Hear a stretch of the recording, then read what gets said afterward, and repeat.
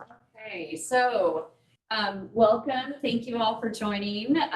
This is the fifth in our 6-session series of elder and care planning. And I'm really excited to introduce Matt Santelli. He is a community education and outreach specialist with Aging and Disability Resource Center of Pierce County. We do a lot of really good collaborative work together, and Matt is an absolute wealth of knowledge. And I'm excited to have him share how we can care for ourselves as caregivers. Caregiving's hard work. So looking forward to the tips that Matt has to share. Thanks, Matt. Great, thank you. And before we get started, I usually like to go over some upcoming events we have going on or projects that are of interest to folks, especially related to this topic. So for those of you in the room, we do have information on the Dementia Legal Planning Project. This is a public service that the state is funding for folks who need to set up powers of attorney for healthcare and financial living wills, advanced directives, and it's free for folks 60 and over, anyone with a dementia diagnosis. We also have the support group that's going on for caregivers at Multicare in downtown Puyallup. Multicare Behavioral Health meets first Wednesday of every month from 1 to 3 p.m. And then upcoming and down in Tacoma, we got a resource fair. It's going to be at the Star Center December 7th. This is going to be a big vendor resource fair for information for seniors and adults. Also have another one that's going to be at the Mid-County Senior Center. This is off 114th Canyon Road on Friday. Resource Center, resource fair, raffle, free lunch, all kinds of good stuff going on. And then for those of you who are caregivers, we do have the handout in the room to share your caregiver story. It has a QR code on there. And so if you've been a caregiver or if you want to share a story that we'll put up on our website, November's National Family Caregiver Month. So that's why we're doing this. It will be anonymous. We also have a very important file of life. This is a packet that you put information on about your medical situation. And in the pouch, it has a magnetic strip on the back you can hang in your refrigerator in case of an emergency, could save your life. Also have our Stepping Ahead Fall Prevention brochure as we head into the fall and winter. This is very important because this is when all the falls start happening. Slick roads, iced over sidewalks, debris where you're walking. So please pick this up for yourself, a friend or family member. It has a home safety checklist and a personal safety checklist. And our family caregiver support brochure back there. This is a program primarily for husband and wife caregivers. It could be a live-in adult child taking care of a parent. It's a relief program. It's an education program just to support that caregiver in the work they're doing. And we'll talk more about caregivers and why they need support during the talk today. And there is a handout. Let me grab for you. You can follow along. Projection slides right here. Okay, so we will get going. Get the clickers. No, I will just advance. You can advance it for me? Okay, great. So I always give a disclaimer, letting people know the information provided during the presentation. It's not an exhaustive list of caregiver situations, but we kind of talk about the general look, having done the work for 21 years, and what caregiver situations, what you need to think about, what's important. Always talk about caregivers who need support should consult with physicians, family members, and other trusted individuals to develop a plan for self-care. Because we really want the caregivers thinking about how they're going to care for themselves while they're caring for another person. Next one.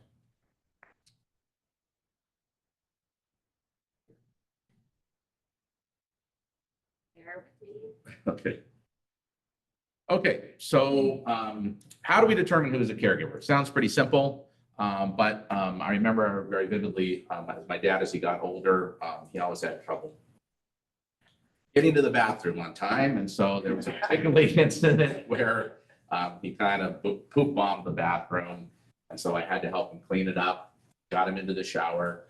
He poop bombed the shower. And so after all this, cleaned him up, came out, he was exhausted. I was tired. And he said to me, you know, who's going to take care of me as I get older? Like, I think that's what I just did for the last 2 hours, but okay. So this is kind of where the family roles come into play. You know, am I a son? Am I a caregiver? He's looking at me, well, you're my son, are you my caregiver? So that's why we always say the caregivers that we're talking about today are going to be those unpaid family and friend caregivers, and why it's so important to take care of themselves. There's also professional caregivers who work for agencies and they get their own training and support and things like that. But most family and friend caregivers are just out there winging it and making it up as they go along. So that's why we have this talk.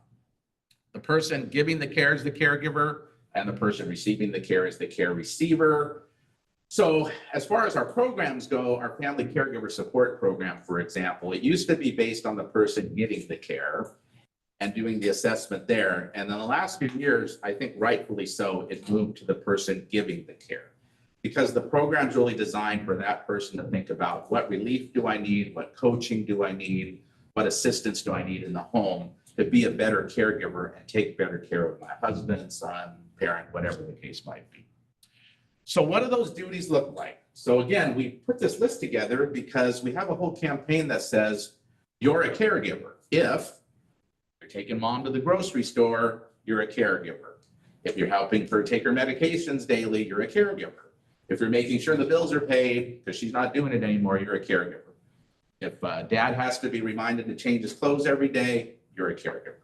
So it's kind of normalizing those everyday things we have to do as we get older, as our parents get older, grandparents, husbands, wives get ill, whatever the case might be. So it can be managing finances, paying bills, filing taxes, shielding against financial scams.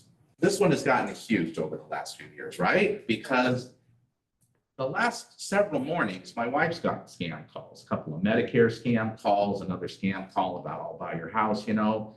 Not so big of a deal years ago. I mean, there was prank calls, but now it's daily. It's coming across phone, text message, email, front door, US mail, whatever the case might be. So this has become a big deal that if I had given this talk 30 years ago, it might not even have been relevant, right? Understanding and using online platforms for access to care receiver bank accounts. So here's another one, right? You know, back in the day, it was all writing checks, paying bills, paper, paper, paper. Now a lot of it's electronic. And a lot of it, they want you to go electronic, right? And so we got this whole cohort of older adults in this electronic world who, as they lose capacity, are really going to be overwhelmed and could make a lot of dangerous mistakes, notwithstanding the fact they're probably going to forget their passwords. And then you, as the adult child, are going to have to figure out, how do I even manage this account if I'm not power of attorney yet, whatever the case might be. Purchasing, delivering groceries, household items. Some of this stuff's gotten easier because you can do regular grocery deliveries on order to the home. So that's gotten easier in ways.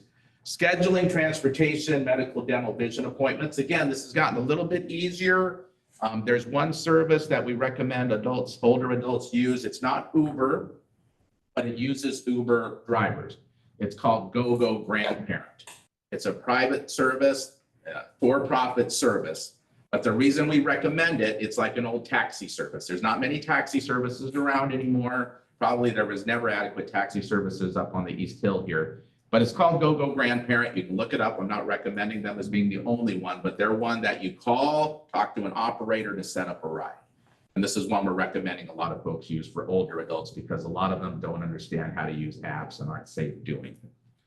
Housekeeping services, taking care of homes, maintaining the major systems, furnace, plumbing, electrical, motor vehicle maintenance and cleaning, purchase and installation of supportive medical equipment at home, prompts and direct assistance for personal hygiene, dressing, bathing, toileting, foot care, all of these different things. And again, as parents get older, as a spouse gets ill, injured, stroke, whatever the case might be, these can be pretty overwhelming day-to-day responsibilities. Next. More duties, locating, understanding, filing for benefits, Social Security, retirement, disability, Medicare, Medicaid, and so on. So this is open enrollment season for Medicare. We did a talk on Medicare and Medicaid last month. So if you want to pull that one up on the events and classes list at East First Fire and Rescue on their homepage, you can watch my talk that we did on Medicare and Medicaid last month.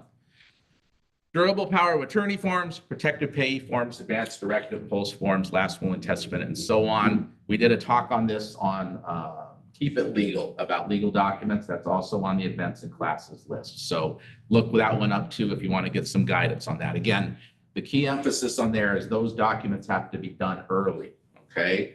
What typically happens is we get a call from husband, wife, son, daughter, and they say, oh my God, my mom, dad, son, daughter, dad, wife, whoever had a stroke, they're in the hospital, they're non-responsive. We need a power of attorney form. And we're like, you waited too long, because the person getting a power of attorney, they have to know what they're signing. So they have to be of sound mind and have to be able to, in front of a notary, identify what they're doing and who they are. Emotional support and companionship, having meals together, TV programs, sports, working in the yard, taking walks together, car rides, faith services, arranging for vaccines, all these things go into what it means to be a caregiver.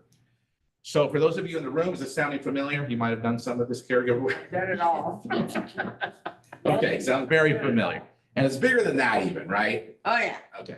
Because then you have people when you're going out, how's mom, dad doing? How are they doing? I heard they're not doing well. And then you're kind of managing their personalities with friends and family members who are typically, good-hearted, but sometimes a little intrusive. I remember there was one lady pulled me aside and said, there's programs to help your dad. There's programs. I'm like, yeah, I am the program. Thank you very much. But again, she just saw that he was struggling and wanted to make sure I had the support. So how did I know I had become a caregiver for my parents? I knew I had become caregiver for them when the activities I was doing with my parents were no longer things I wanted to do with them. That went away a long time ago, but instead were the things I needed to do for them. So back in the day, on an occasional Saturday, when they were going to church, I'd say, hey, why don't I pick you guys up? We'll go to church, we'll go to dinner. And then it was, I have to pick you guys up. I have to make sure you eat because you can't drive anymore. Mom can't prepare a meal anymore. So then all of a sudden, what used to be an occasional fun thing to do with them had to be an obligation I was doing with them every week. Next. So in the US, millions of people provide support for ill or impaired loved ones. Could be all kinds of different family members like we talked about. CDC and the US Census Bureau, 1 in 5 Americans is disabled, 22% of the US population, 13% with a mobility disability.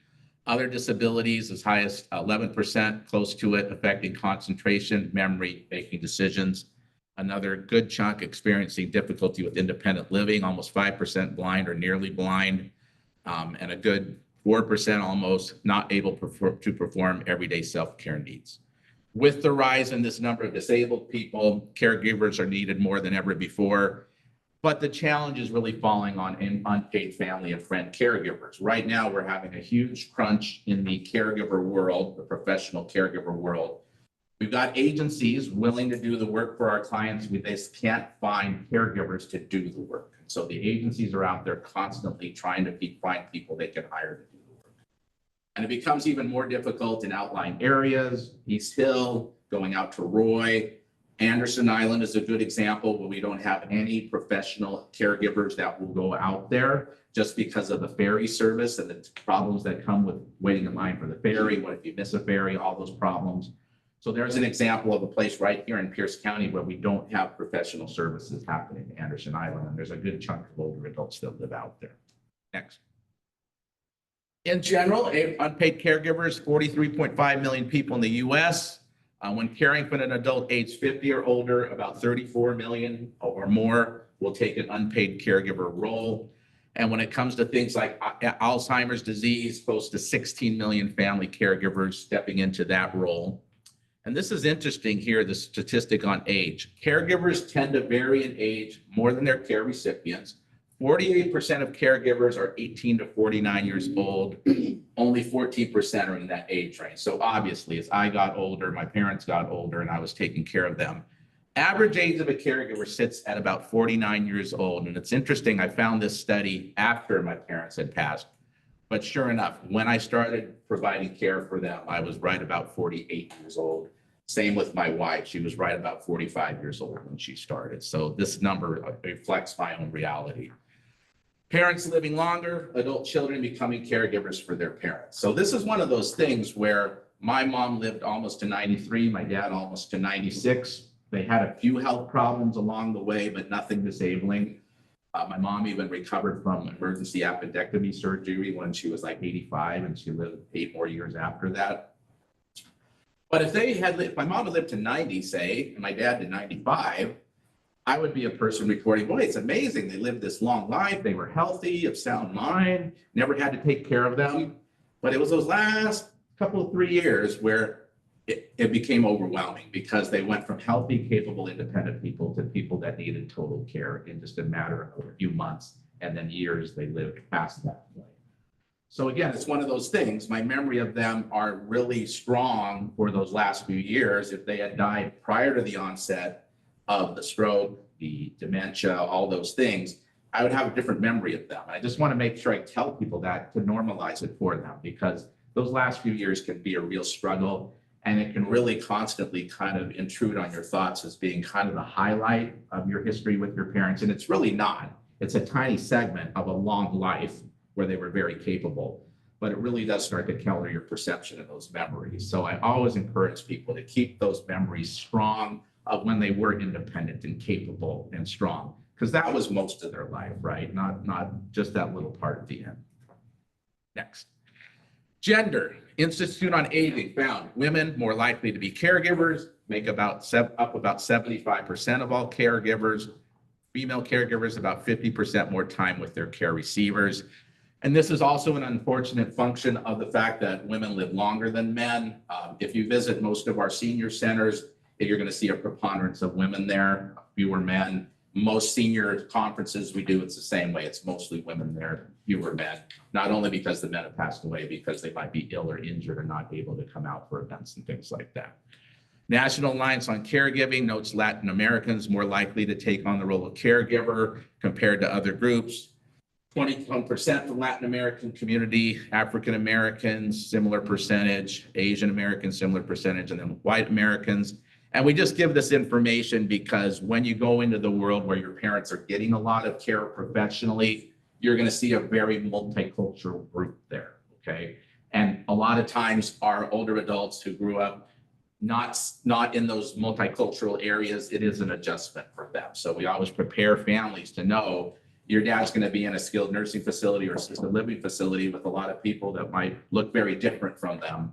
So family needs to be prepared for those interactions that can get a little dicey at times. And then LGBT community, male caregivers, an average of 41 hours spent in their caregiving roles. Heterosexual men have lower percentage hours than that. So any questions on comments on what you guys are hearing? Sounds familiar, I would think, for you guys. Next. Well, since there's only two of us, hey, What is the average hourly rate for a caregiver to be paid? So great question. Average hourly. Professional. Yeah, so I just caught up with someone the other day who was using a local agency for pretty significant care, coming in, getting mom or dad dressed and helping them shower. So whenever you jump into that hands-on care world, the cost goes up a bit. But they told me the agency cost that they're paying is $43 an hour. The caregiver themselves, not getting that much, obviously, maybe $18 an hour. I think around minimum wage, maybe a little bit more than that. And this is part of the issue, of course, people aren't getting paid well enough to do the professional work as caregivers, it's really challenging. We have one program, the COPES program, where a family member can be the paid caregiver for the client that they're taking care of, as long as it's not a spouse. I think they get a couple dollars more than minimum wage. So I think they get like $20 an hour or something like that. So they get a little bit more. But yeah, it's definitely a challenge statewide. It's a challenge nationwide. I've heard in some very concentrated urban areas, New York City, Boston, Chicago, places like that, they're really struggling because they have a lot of older adults, just not enough workers to fill those roles. It's really difficult. Yeah, it's really difficult. hopefully that'll drive up wage. If you don't have enough, then you have to start meeting the Exactly. demand Yeah. by compensating people. Absolutely. And I know the state's got some initiatives on the community college level for people to get like their CNA certificates with some additional support and training so they can get a higher wage, kind of combining an AA degree with the CNA to get the credential up so they can get paid a little bit more. And then for those of you who are out of the loop on that, I have a flyer about the Walk Cares program. This is that long-term care fund that those of you who are actively working are paying into. Since last July, it's going to be on the ballot to make that optional if the voters choose versus mandatory. But that's going to bring a whole new cohort of people into that world needing caregivers and having money to pay for it with this long-term care benefit. So if you have an opportunity in this election year, I know we're coming up close to the election, please talk to your representatives and say, hey, what are you doing to provide incentives and additional benefits for people who want to do the caregiver work? Because it's folks like you who are really going to make a difference in getting your voices heard, especially if you've gone through it and really struggled to find people to provide care for your family members. Okay, due to new technology, modern medicine, number of older adults who need care is rapidly growing. Fastest growing group of people in the US right now are 80 years old or older. So have either of you ever met someone in their 90s? Yes? I take care of my mom who's 85, Okay, there you go. and I do everything. Okay, so you're right in the world of what we're talking about, right? Exactly. Yeah. I've met people that are 100. There was another client told me the other day that someone comes to their senior center and she's 102. It's really impressive to live a long time. And the challenge there is, of course, we all want to live longer, but we want to live well living longer. And again, giving the example from my folks, they weren't living all that well the last few years of their lives, but they did live long. My wife, I would say her mother, so that would have been my mother-in-law, probably the last 2 years of her life, she was just total care, bedridden. She was living in an adult family home. She needed to be lifted out of the bed to shower, the toilet, all of those things. For 2 years of her life were like that. I mean, that's a long time to go. Half of caregivers are employed, which makes adequate care even more difficult to provide. That's why we do have things like the Family Caregiver Program to give relief. That's why we do have that option on the Medicaid side. Not everybody's going to qualify for Medicaid, to have that family member be paid for the care they're doing. That works in some family situations, in other family situations not. You know, as son to my dad, I was able to do a lot of hands-on care. My mom, even with my sister, she didn't really like a family member doing a lot of the hands-on care, and she would resist it with a professional too. But, you know, it's that parent-child thing, you know, are they going along with it? Are they not? How far are you going to push it? And so the last couple of years of my life, of my mom's life, when she was still living at home, I think she only showered a couple of times because she just all of a sudden did not want to shower. It's a common side effect of dementia. So we just had to sit her in the bathroom and just kind of do a wet room wash of her, you know. We would get her wet, get her soaked up. This is sounding familiar, right? Oh, yeah. So you experienced that same thing. All of a sudden, Oh, she's yeah. like hot water running over her. She's scared. Oh, yeah. No, I just had a jacuzzi, walk-in shower did, and actually my mom was doing way better. Wonderful, good. She So will actually go into the shower and let me wash her. great. That's So- wonderful news. Things like that, you know, the tub step over, you know. That was scary. Yeah, That was scary. it can be very dangerous. Even with the grab bars, I was able to kind of do it with my dad, and we got like a slide over bench Yeah. for my mom, but my mom would not do it. She just would not. And it's just because what's familiar is no longer familiar. It's unfamiliar. Exactly. Right? So, let's see. Fewer people can act as caregivers, like we were saying, for family members and loved ones. A lot of family members are already stretched. They have kids they're raising. There's careers, all kinds of things going on. And then again, the professional world is stretched as well with finding adequate care for people. Next. So challenges facing caregivers: physical, emotional, mental health, high rate among caregivers. A lot of depression among family caregivers. 40 to 70% live with significant depressive symptoms. It's a tough world to inhabit. Looking back on my own history of having done it, you're always in that space of saying, did I take care of everything? Is there something I forgot? And then you'll have some failure, and then you'll kick yourself saying, oh, I should have anticipated that. You know, why didn't I see that would be a problem? That's why I dressed this way. It makes me smile. Yeah, absolutely. And it actually made my mom smile. I gave her a kiss before I came over here. She goes, I go, do I look like a witch? She goes, yeah, but you're a good witch. I go, thank you. And it's funny, you do end up having to kind of laugh your way through the pain, because there's a lot of crazy things that happen, especially in the dementia world. Yeah. Anxiety, depression, prominent among caregivers. 30-40% of dementia caregivers experience strong emotional stress level. Physical health takes a toll. And a lack of understanding about the long-term care world. You know, how long does my mom need to be in the hospital to qualify to go to skilled nursing? You know, why are they telling me she can only be here for 3 weeks? You know, what is all the rehab they're doing? And what does the care plan look like? And should I know these things? What does Medicare pay for? All those things. It can be really confusing because you're jumping into a world that you don't really have a lot of experience with. I'm really sorry. I'm on congestive heart failure medication. Do you have a restroom I can use? right outside the door, and just to the left, you'll see it. Sorry, you should have oriented you guys to that. Doors available. Okay, next. Sorry. Which is why we are at our office in the county, because we can help you navigate through all those questions. What's the difference between skilled nursing, assisted living, adult family home? What's hospice care? What are all these different things that I'm being told I should consider?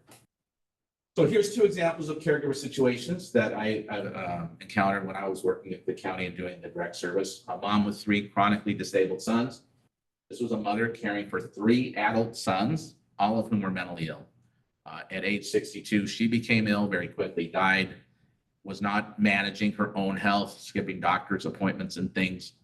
After months of struggle trying to live on their own, all 3 sons ended up living in separate group homes for the mentally ill. In this particular case, we found out because the apartment manager said, I haven't seen Mrs. Jones. I haven't seen the sons. I'm sure they're there. The neighbors said they think Mrs. Jones went to the hospital. And so sure enough, with that route, we found that Mrs. Jones had died. There was no one there to take care of the sons. Husband needing cancer treatment, caring for his disabled wife and disabled son. Here's an example of the husband, wife, disabled son. He became ill himself with cancer, could not undergo life-saving treatment while caring for himself and caring for his wife and son. So this was a situation where he needed to be at home looking after them, but he needed to go to cancer treatment. And then all the knock-on effects of the cancer treatments, the fatigue and everything.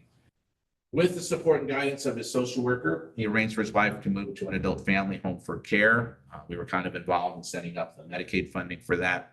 Husband survived, all of them thrived once he was receiving the proper care. And then from that point on, he was on our family caregiver support program. So he recognized through this medical emergency that he just wasn't able to continue to do it on his own. So if you have friends, family members that are, are in these unpaid family caregiver situations, please let us know. Our numbers are on the brochures back there, 798-4600. We will take them through all the possible options of support we can provide to them.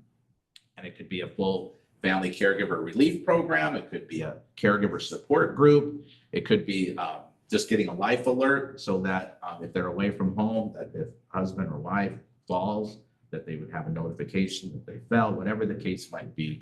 Those are the things we want to help these family members with, because overall, depending upon what study you read, 30 to 70% of caregivers die before the person they're caring for dies. So this is where the disaster comes in, because this could be your mom, your dad, this could be your neighbor, where everything's going along okay until the person that's the caregiver dies or ends up in the hospital and isn't able to perform the care anymore.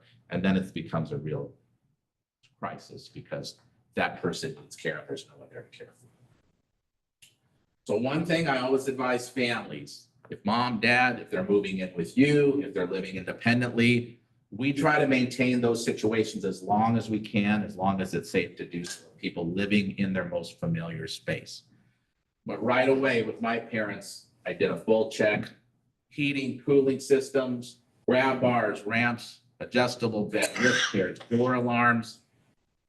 The basement was off limits. We locked that with the key lock, so my parents couldn't go in the basement anymore. Making sure electrical panels, water heaters, all those things are up to date. Car keys, had my dad retest. He failed. My mom willfully gave up the keys. It was an old Italian family. My dad was born in Italy. My mom was raised by Italian parents. And so she was always his driver, managed the household. And so once her ability to manage the household and drive went away, then it was a big change in their lives.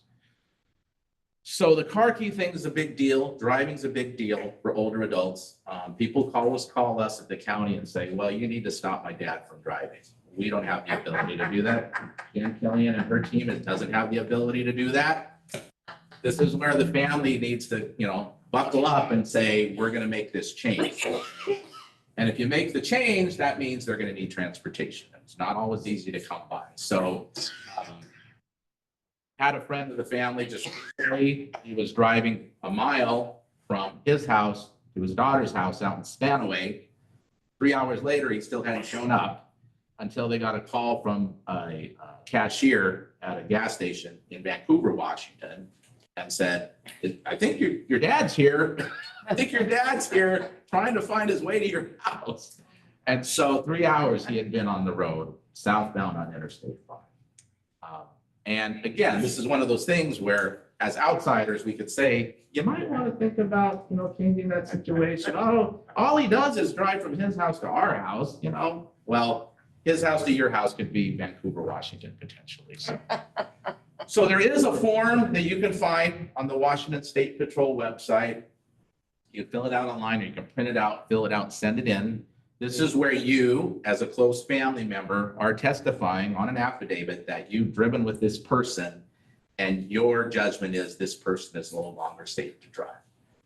From that, they will send a notice to that driver that say, you need to test, you've been requested to retest for your license. It's not a confidential form. So if they want to find out who made the request, they will.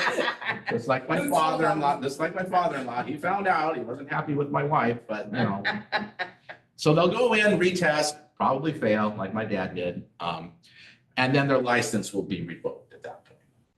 But that doesn't necessarily stop See, them my from mom- driving. So- My mom was like your mom. She Yeah. gave it up. She goes, if I get behind, I'm gonna get lost. I won't know where I'm Good at. for her. So. Good for her. That's great. So, Because in our situation, mom gave it up. Dad was told he couldn't drive. Thought we had all the car keys removed. We told the town of Fircrest Police and said, okay, because they had been kind enough to never really ticket them. At one point, I basically said, you should be ticketing them because you're not helping us by not ticketing them, But I told them, town of Fircrest, Dad's not driving anymore, Mom's not driving anymore.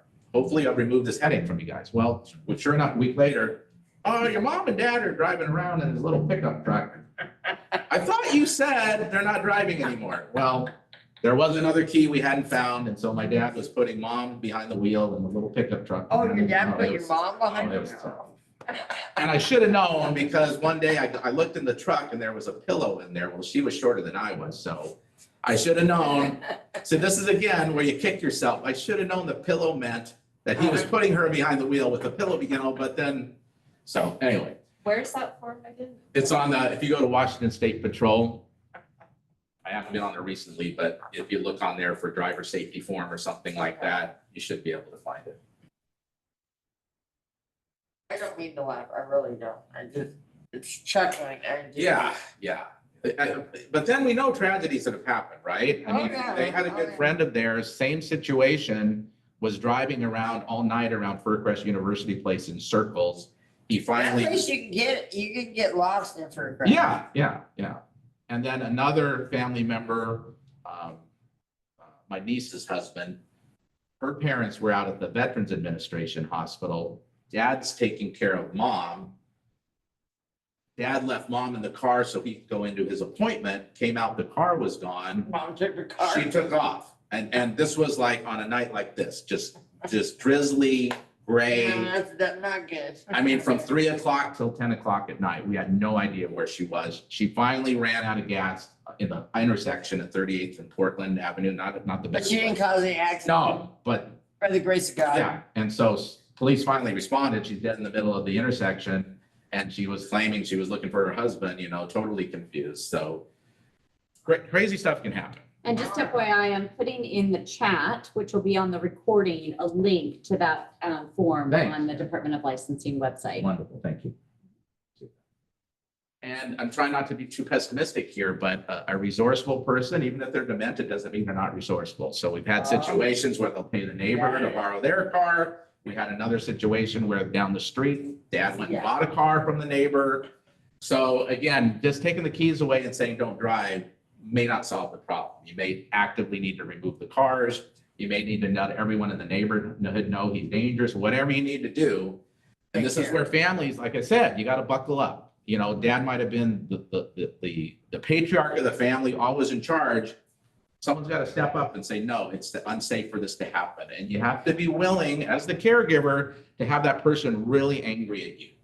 They're going to be angry at you a lot. You've experienced this, right? Oh, yeah. So So that's, There's all, you know, you this, know, this is life. you gotta set your boundaries. I mean, it's all. Yeah, absolutely. You were angry at them growing up. You didn't want to go to the dentist. You didn't want to go to school. Yeah. Well, tough luck. You went, right? It's the So way life is. it's a circle of four-letter life. word. Shower chairs, bath benches. One big thing I always tell families, put a detachable shower head in that shower. Because as someone gets older, as they're more unstable, you can sit them down in a shower chair, even if it's a tub situation, pull that shower head off the wall, move that water around them. Trying to shower a person that's impaired with a stationary shower head, good luck. So get that detached, and people laugh at this, but I'm like, the best thing you can do is have a detachable shower head. And if your shower or tub gets poop bombed, it's a lot easier to clean it with a detachable Yeah. shower head. So there you go. But there's amazing stuff you can get. You can call us. We have places around town. You can get all this stuff secondhand, very cheaply. The Alzheimer's store, they've got all kinds of cool stuff on there, door alarms. They've got air tag type devices you can put in shoes to track someone if they wander. They've got an attachment you could put on a faucet where it's like a little tube coming down. So the water will only run if the tube is pushed aside. So you won't flood out the kitchen or bathroom. My mom flooded out the kitchen a couple of times.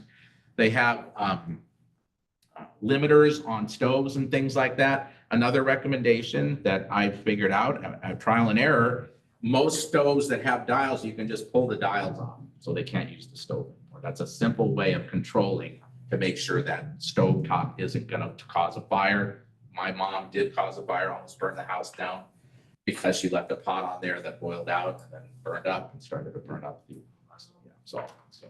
So there's simple things you can do to do those interventions to keep them safe. Another thing, carpeting, throw rugs. My parents' generation, growing up, carpets, throw rugs everywhere in the house. They're very dangerous. None of them were secure. You put a throw rug over a hardwood floor, it's a slip and fall risk. So get rid of those as much as you possibly can. For people that have tremors, for example, Alzheimer's store, you can order weighted utensils. It makes them easier to eat, so they're not tremoring. The utensils are heavy, so they have to concentrate on lifting the utensil. There's colored plates you can get with food guards, so they can kind of identify what you're giving them. And a food guard it goes around the plate, so if they have trouble scooping the food, it scoops up against the wall of the food guard. Monitored smoke detectors, you can get amplified phones, like I said, door alarms. You can get the life alert, personal emergency response systems that have fall detectors on them. So the person doesn't even need to hit the button if they fall, it'll automatically call. Safe return bracelets. This is a bracelet that my mom would wear that has a number for a monitored service. So she would wear that in case she got lost in the neighborhood, someone could find that and call the monitored service. And people tell me, well, I could make my own with mom's address on it. I'm like, no, you don't want to do that because there's bad actors out there that'll bring mom home, but they won't take very good care of her at home. So this is designed, it just has a toll free. You call it and say, I'm here with this person. Okay, send us a photo of her, whatever the case might be to identify her. It usually has an identifier number on there. And so you give them the number and they'll say, okay, we're calling that woman's son, daughter, whoever the person is on contact. And Apple AirTags for your phones. You can use these as location trackers. Do you guys know what I'm talking about? AirTags? Yeah, you can put them in shoes, luggage, clothing, wherever you want to put them. In case mom or dad gets lost, you'll always know where they are. And there's reminder devices you can get with family voice recording. So you could have a reminder device that says, Mom, at 6 o'clock, this is Matthew. Take your medications, okay, if you're at that point. There's also robotic pets, robotic babies. My mom in her old age would carry around a rag doll because she was insisting that, she had to take care of it. She would often hear the babies crying in the basement and call 911.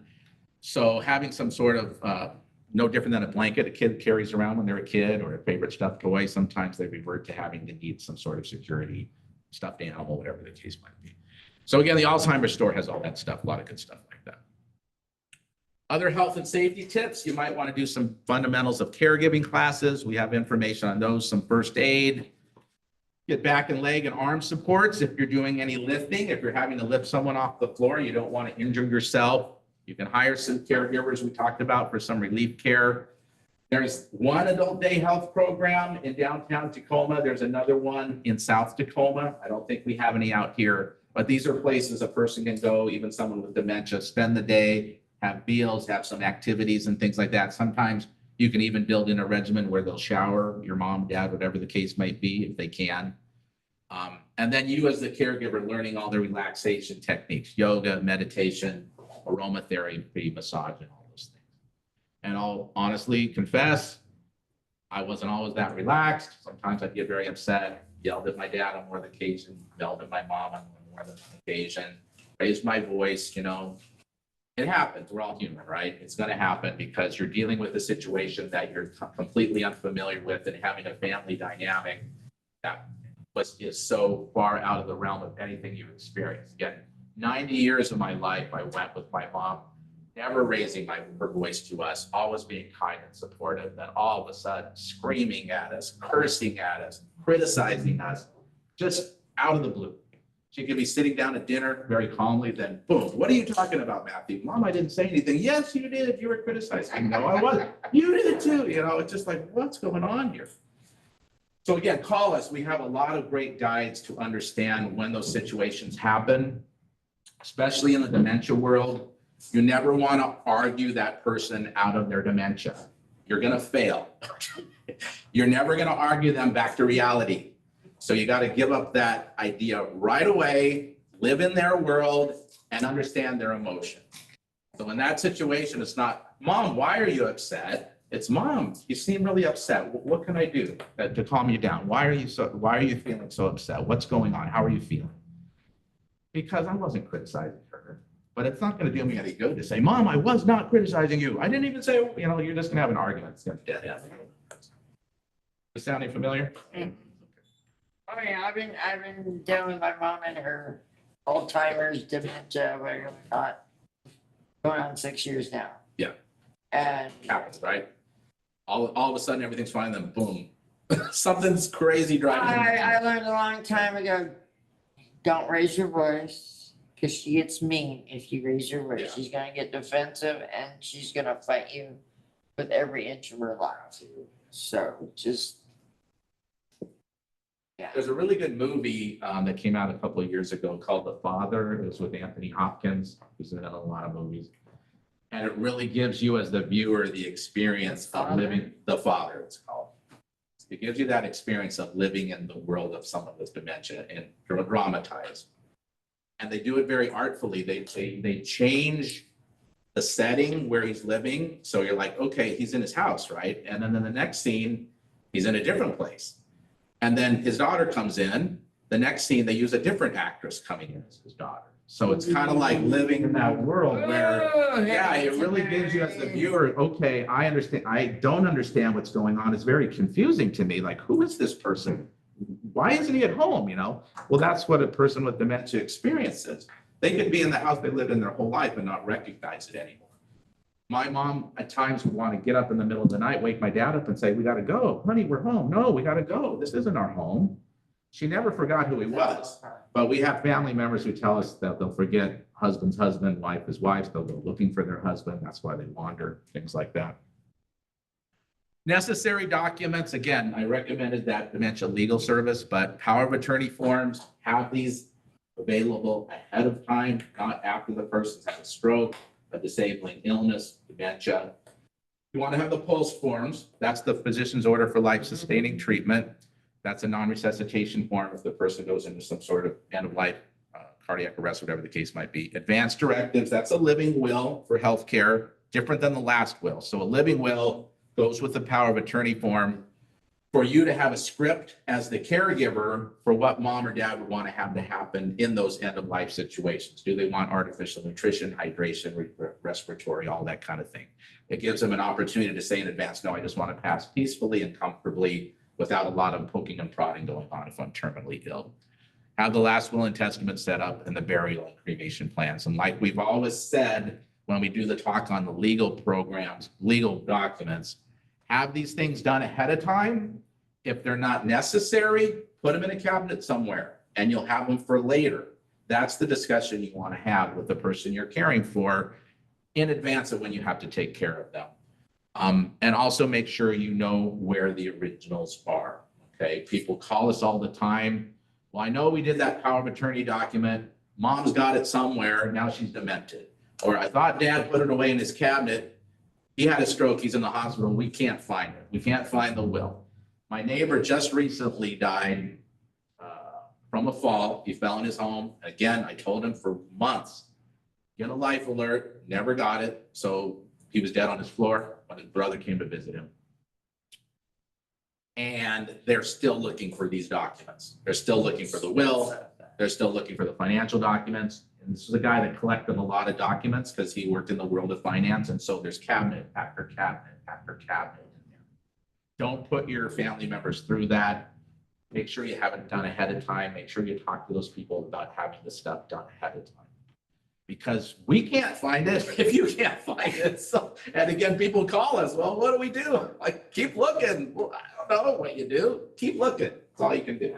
One more form that, I don't think you've got it here, but I just learned about, if it's early enough in the person's dementia journey, there's a Washington State form. It's a Dementia Mental Health Advance Directive. And so it's an advance directive that's specific to conditions that'll happen with dementia.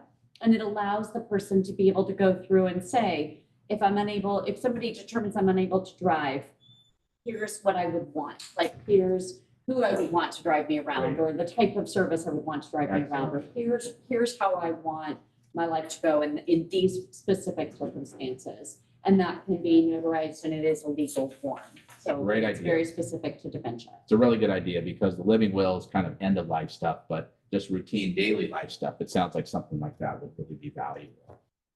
The other thing I'm going to say, this is more of a medical thing, but make sure your family member is seeing the doctor regularly. We get so many families that call and say, well, dad's in the hospital now. He hasn't seen the doctor for months, or dad's declining. He won't go to see the doctor. Again, this is like the driving thing. You got to find ways to get that person in to see the doctor, because at some point you're going to need doctor's orders for things, whether it's medical equipment, treatment, home health, whatever the case might be. And if they don't have a doctor attached to them, or they haven't seen their doctor for months, the doctor's office is going to say, he needs to come in. We can't order these things. And then good luck getting him in when he's totally along the road of dementia. So make sure they're regularly seeing their doctor, whatever schedule the doctor says, yearly, every 6 months, whatever the case might be. Make sure they're getting in to see the doctor. And it's troublesome because my mom and dad saw the same doctor. So I would typically arrange that they go together for the appointments back to back. So I could get them loaded in the car, make that one trip there and one trip back, because just that, I mean, that's basically a whole day procedure, right? Because you got to make sure they're up, took their meds. Are they clean? Are they wearing clean clothes? Okay, we got to get them into the car, drive them there, safely get them out of the car to the doctor's office. Well, it's a lot of work. So make sure you have a plan for how they're going to regularly see the doctor. And I put a link to that form I was talking about in the chat Nice. as well. So Awesome. that'll be on the recording. Awesome. Thank you.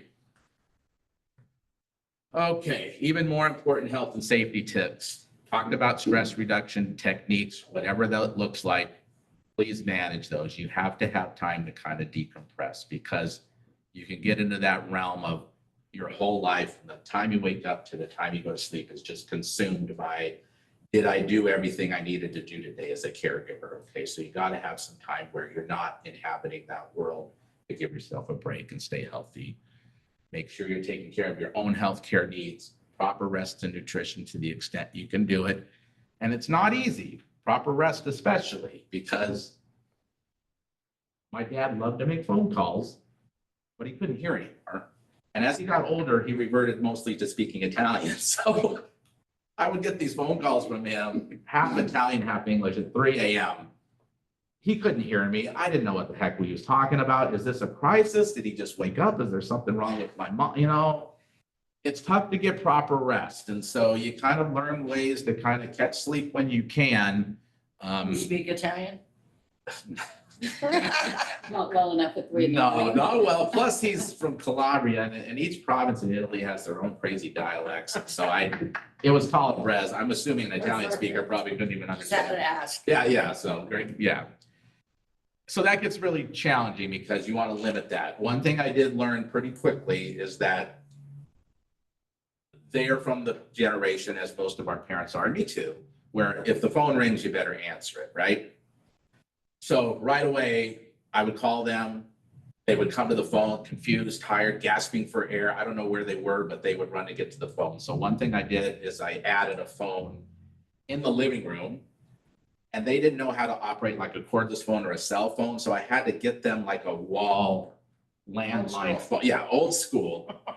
And again, this is stuff you think, okay, this will be a snap, right? Oh my God, it took me weeks because no one does that anymore. No one adds phone jacks to their house. So between an electrician, between CenturyLink, all the problems, no one knew what actually how to do this. It took months to finally get it done. And I'm happy I did it because we put a phone jack with an old style phone in the living room where they spent most of their time. So at least they weren't charging into the kitchen or the bedroom to answer the phone. But what sounds simple in the caregiving world can sometimes be incredibly complicated. So just a warning on that. Try to get exercise, take time off without feeling guilty, try to take pleasant, nurturing activities, get away time. This is where you really need to seek and accept support from others. And as the caregiver, you know you're going to do the best job, right? And you're going to fear that someone else is not going to do as good of a job. They're going to forget something. Well, you just have to be comfortable with knowing that person's not going to do it as well as you can, but you can't be the one person doing it all the time because that's going to wear you down, break you down physically and mentally. Seek supportive counseling. Like I said, we got a support group there you can lock into. Acknowledge your feelings. Don't be embarrassed by them. Don't be ashamed by them. Change negative views on how you're viewing situations. Again, caregiver support group. And this is back in the day, I left the COVID stuff on there, but we were really pushing, making sure everyone got COVID. Now, one thing I'll remind people on Medicare, all the recommended vaccines are covered at 100%. So that's COVID boosters, flu, RSV, pneumonia, shingles. Those are all covered at 100%. So you don't want to be dealing with someone with dementia and have them sick too physically. So try to get them in if you can and get those shots done for them, especially this time of year to hopefully keep them healthier over the winter. You can skip that one. Okay, so if you're wondering about the Medicare world, again, you could watch that video I did last month about Medicare. You can also call Sheba. This is a free service the state sponsors, state health-wide insurance benefits advisors, because October 15th to December 7th is open enrollment. You can make changes on a person Medicare D plan or Advantage plan. They can help you with that. There's a local office in Tacoma, Sound Outreach, that does this Sheba work. This is all free service to help you understand the Medicare world, what's covered, what's not, what prescriptions are covered, what are not. The good news is next year in the Medicare world, most anyone will pay in the calendar year out of pocket for their prescriptions is going to be $2,000. It's going to be a hard cap at $2,000. There's no coverage gaps anymore.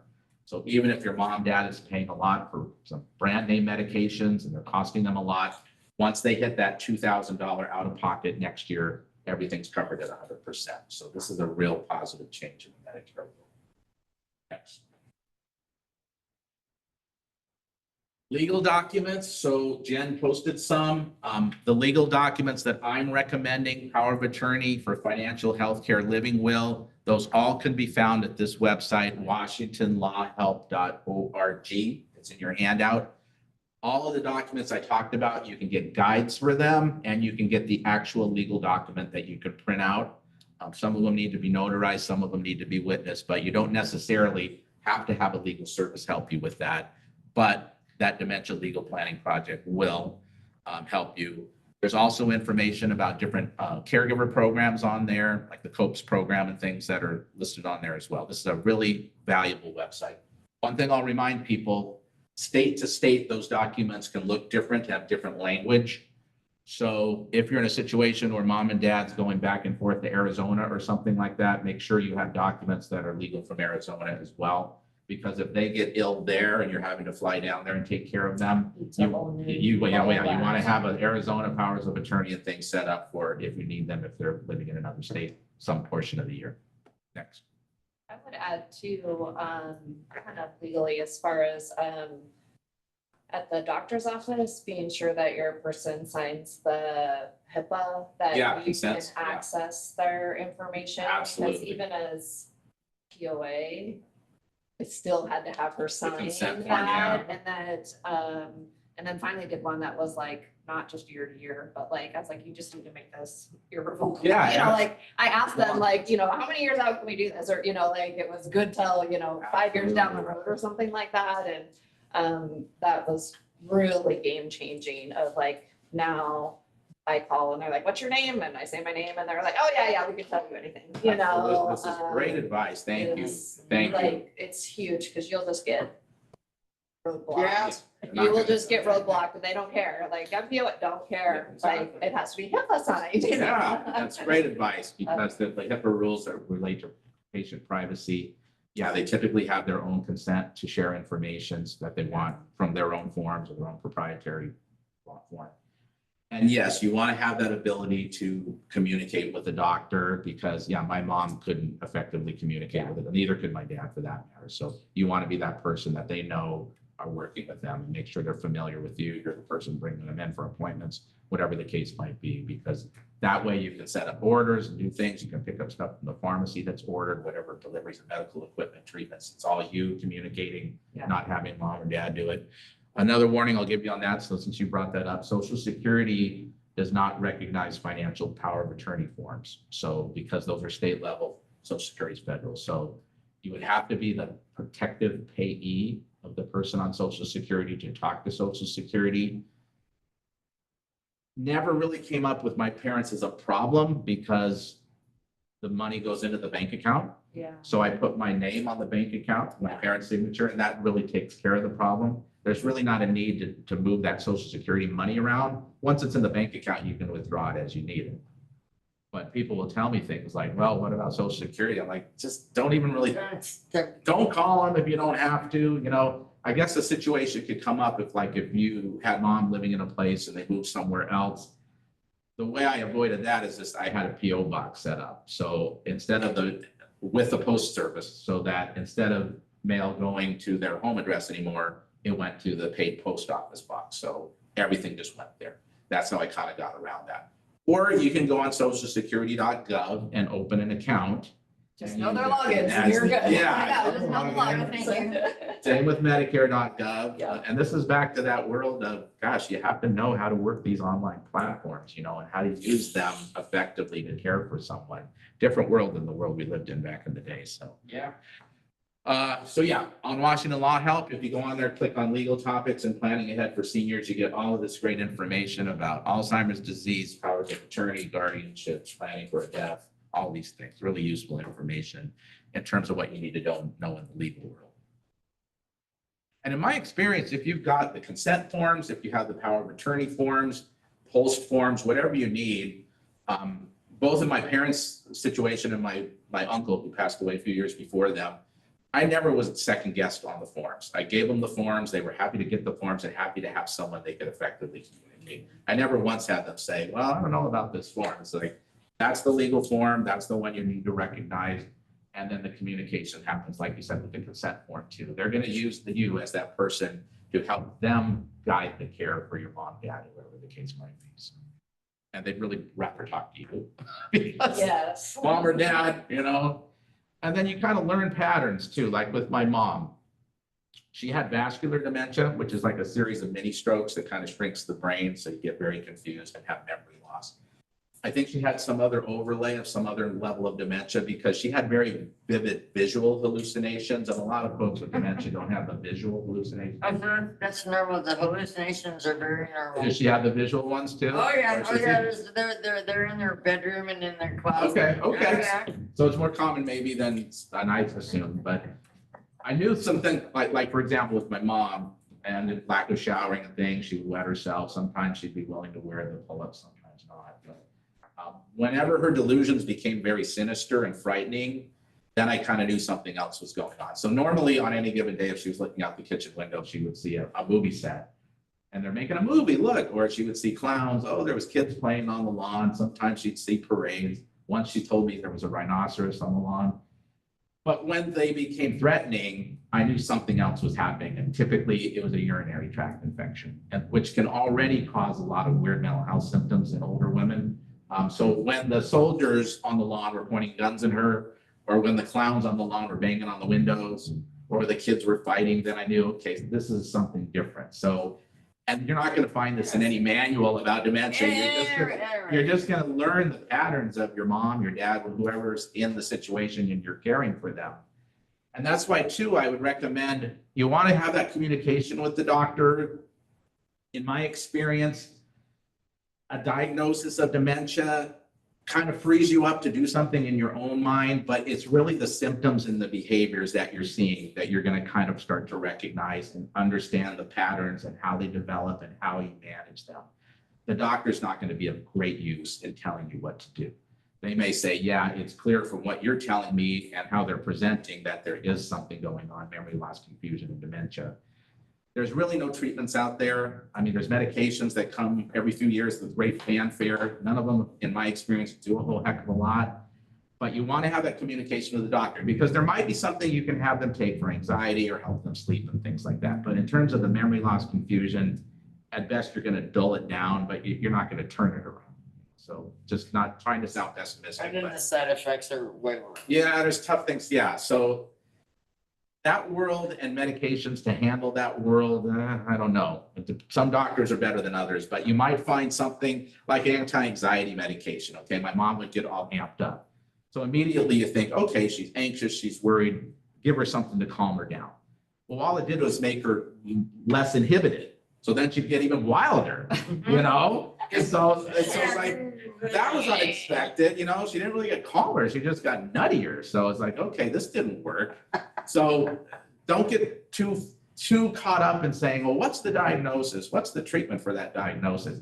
It really depends on your situation and what you're seeing with that family member. Things you understand as a family member that you can do to keep them calm or keep them safe, whatever the case might be. And everybody is going to respond differently. Yeah. We tried Aricept, which is one of the first line dementia medications with our mom, and she had a really bad reaction. There you go. My dad was just diagnosed with Alzheimer's, and he's been on Aricept for about 2 weeks, and he actually is not having all the side effects, and he is a little bit clearer. Right. So again, Great. it's not going to reverse the dementia, but if it can help kind of manage the symptoms a little bit to give us more time of, you know, to be able to Clarity. come up with plans and all that. It's worth a try if a doctor's recommending it, Yeah. you know, because some people will respond favorably. Absolutely, yeah, and I think the basic medications, you know, my folks were on a lot, this blood pressure, cholesterol, anything that's going to keep them healthier. A healthier person is going to be someone that's going to be less impacted by the symptoms, in my view. So at the very least, if you can keep them on those specific medications, but also recognize they probably won't take them, or they'll tell you they did and they didn't. They're not going to understand why they're taking them. Sometimes they think you're going to poison them, whatever the case might be. I remember with my mom, I would try to keep her independent, and so I'd put them in her hand. Mom, take your meds. I will, honey. Mom, the meds, they're in your hand. Oh, yeah, I got it. You know, this could go on for hours. So at some point, you're like, Mom, I'm going to take your hand, put it to your mouth, you know. So again, you kind of learn what you need to do to make things happen the way they're supposed to. So, okay, so if you're considering some caregiver help into the home, if you were to call us, we'll take you through the choices. We always think of the COPES program first. It's a Medicaid program that offers the most services. Next, beyond that is the TSOA program, not as many service hours, but easier to qualify. And then Family Caregiver Support Program. This is one if you're living with a family member. So if it's mom taking care of dad, or you have dad moved in and you're taking care of them, this is a relief program. We can get some relief help into the home, caregivers in there for relief, coaching, and the things like that. This is a nice program, especially for husbands and wives earlier in the process, because especially someone where you don't want to leave mom alone at home, but dad likes to go golfing or mom likes to go to church. It allows us on a scheduled basis to put a licensed agency caregiver in there a few hours. So every Tuesday afternoon at 1 o'clock, dad knows that caregiver is going to be there. He can go to his golf game, and it gives him that ability to get that relief away from the home and away from the stress. So again, if you know family members in these caregiver situations, just have them call us. You can make the referral. They have to, you know, agree, but we'll take them through the possible choices. Next. And some other resources in the back there. The donor closet, this is in Tacoma. It's like a secondhand medical equipment and supply place. They typically have tons and tons of incontinence supplies on the shelf there. Pull-ups, undergarments, bed pads, chair pads. These can be costly if you keep buying them and buying them. So if you want to go in there, they usually give you what they have on the shelf or give it to you very cheaply. Alzheimer's store, we talked about that, all the different devices they have. Washington Connection, that's where you could go and apply for some caregiver programs. I would advise you to call us first, 798-4600, we're in there somewhere. Tualta's an online caregiver platform, has a lot of videos and guidance about being a better caregiver, free of charge. So you can go on there and just set up an account and go on Tualta and all kinds of 1 minute to 30-minute videos. Dementia legal planning, we talked about that. We do have a county veterans program where we can help guide you through veteran services that might be available. The Walk Care's long-term care trust, I talked about that. I have a flyer back there on that, but that's just for active workers. That benefits down the road a ways. But just wanted to make sure you guys are aware of that because there's been a lot of commercials about it on TV. And it makes it sound like people have that benefit right now and they might lose it. That's not really true.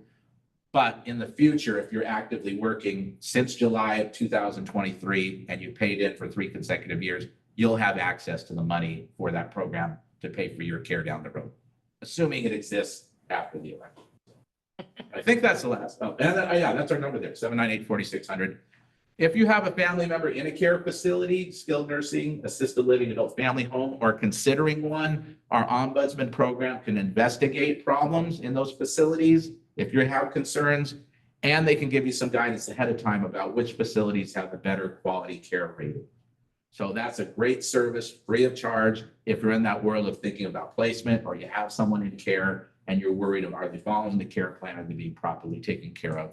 And then other caregiver support group information, alzheimers.org or CHI Franciscan and Alzheimer's.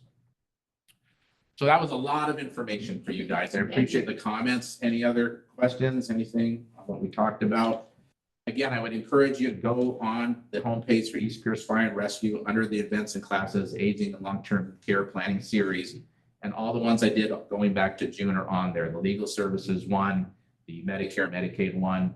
Next month, we're doing hospice and palliative care to talk about that. That will finish out the series in November. So you're welcome to come back or Zoom in to watch that. And please grab some of the handouts in the back. Thank you very much. You're I'm very going to go ahead and stop the recording. Thank you so much for coming and viewing this. It's great information. Please feel free to reach out if you have any questions. And do you ever need to go to the